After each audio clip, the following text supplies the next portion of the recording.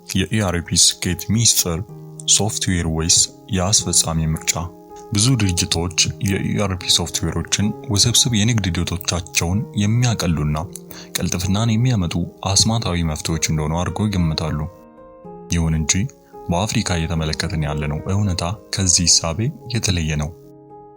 በአህጉራችን ከሚተገበሩ የኢአርፒ ፕሮጀክቶች መካከል እስከ 70% የሚሆኑት የታሰበባቸውን ጥቅሞች ሳያመጡ ይቀራሉ። ድርጅቶች በእነዚህ ፕሮጀክቶች ላይ ከፍተኛ የገንዘብና የጊዜ ኢንቨስትመንት ያደርጋሉ። ነገር ግን ውጤቱ አብዛኛውን ጊዜ የሚያሳዝን ነው። ሰራተኞች ተስፋ ቆርጠው ወደ ቀድሞ በእጅ ወደሚሰራው በኤክሴል እና በወረቀት ላይ ወደ ተመሰረተው አሰራር ሲመለሱ ይታያል። ይህ ደግሞ በቴክኖሎጂ ላይ ያላቸውን እምነት በእጅጉ ይጎዳል። የኢትዮጵያ የዲጂታልና የክላውድ ገበያ በከፍተኛ ፍጥነት እየተስፋፋ ባለበትና እንደ አውሮፓውያን አቆጣጠር እስከ 2034 ድረስ $5.7 ቢሊዮን ይደርሳል ተብሎ በሚጠበቅበት በዚህ ወቅት የኢአርፒ ፕሮጀክቶች ውድቀት የሚያስከትለው ኪሳራ የገንዘብ ብቻ አይደለም። ያልተሳኩ አሰራሮች ከታቀደው በጀት በአማካይ 189% ተጨማሪ ወጪ የሚያስከትሉ ሲሆን የጊዜ ሰሌዳንም በ25% ያራዝማሉ። ከሁሉም በላይ የሚያስገርመው ደግሞ ሙሉ ለሙሉ ግባቸውን የሚያሳኩት 32%ዎቹ ብቻ መሆናቸው ነው። በኢትዮጵያ አውድ ውስጥ ደግሞ ከገንዘብ ኪሳራው በተጨማሪ ሌሎች ተጽዕኖችም አሉት። የክፍያ መጠየቂያዎች መዘግየት፣ በመጋዘኖች መካከል የሚፈጠር የክምችት አለመጣጣምና በሰራተኞች ዘንድ በቴክኖሎጂ ላይ የሚኖረው እምነት መሸርሸር ጥቂቶቹ ናቸው። ታዲያ ለምንድን ነው እንዲህ የሚሆነው? የኢአርፒ ትግበራ ውድቀት ዋነኛው ምክንያት ኮዲንግ፣ የቴክኒክ ስህተት ወይም የሰርቨር ችግር አይደለም። ዋናው ችግር ተገቢ ያልሆነ የለውጥ አመራር ነው። የኢአርፒ ትግበራን እንደ አይቲ ፕሮጀክት ብቻ ማየት ለውድቀት ዋስትና መውሰድ እንደማለት ነው። ከዚህ በተጨማሪ በኢትዮጵያ ውስጥ ያሉ ድርጅቶች ልዩ ልዩ ፈተናዎች ይገጥሟቸዋል።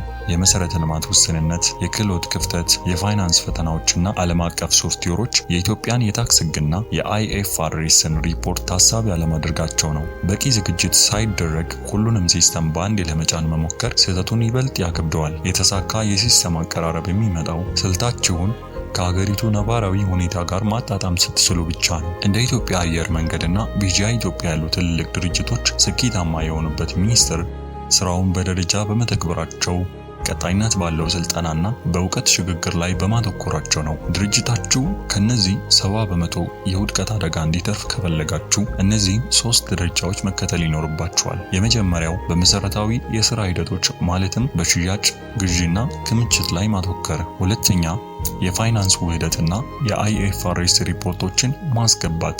ሶስተኛ የላቀ አውቶሜሽንና ሲስተሞችን እርስ በርስ ማገናኘት።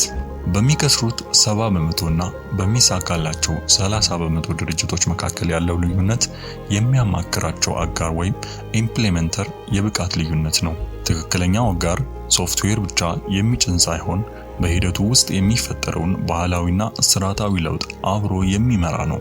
እንደ አውሮፓውያን አቆጣጠር በ2010 በአዲስ አበባ የተመሰረተው 316 ግራውንድ ባለፉት 13 ዓመታት በኢትዮጵያ ውስጥ በኢአርፒ እና በዲጂታል ስራዎች መፍትሄ ላይ ሰፊ ልምድ አካብቷል። እንደ ኦዶ፣ ማይክሮሶፍት ዳይናሚክስ እና ኢአርፒ ኔክስት ያሉ ቴክኖሎጂዎችን ከኢትዮጵያ የታክስና የፋይናንስ ህጎች ጋር አዋህዶ የመተግበር ልዩ ብቃት አለው። ከግብርና ሚኒስቴር ጋር በመሆን ከ14 በላይ የተለያዩ ሲስተሞችን በማቀናጀት የገነባው ግዙፍ የዳታ መረጃ ቋት የኩባንያው አቅም ማሳያ ነው። በ316 ግራውንድ ድርጅቶ ለዘመናዊ የንግድ ስራ የሚያስፈልገውን ዲጂታል ሽግግር በብቃት እንዲያሳካ ይተማመኑብን።